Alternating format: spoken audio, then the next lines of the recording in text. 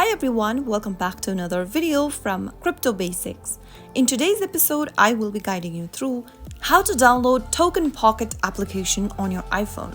So without wasting much of our time, let's dive into the video.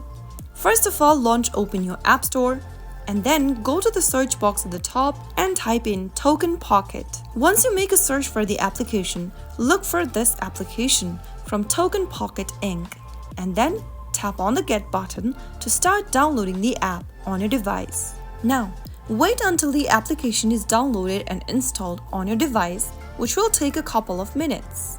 Token Pocket is a multi-chain cryptocurrency wallet and decentralized application. It is available for iOS and Android devices, and it allows users to securely store, send, receive and manage various cryptocurrencies and tokens directly from their mobile device. Once the application is downloaded, tap on Open, and there you have successfully downloaded and installed Token Pocket on your iPhone.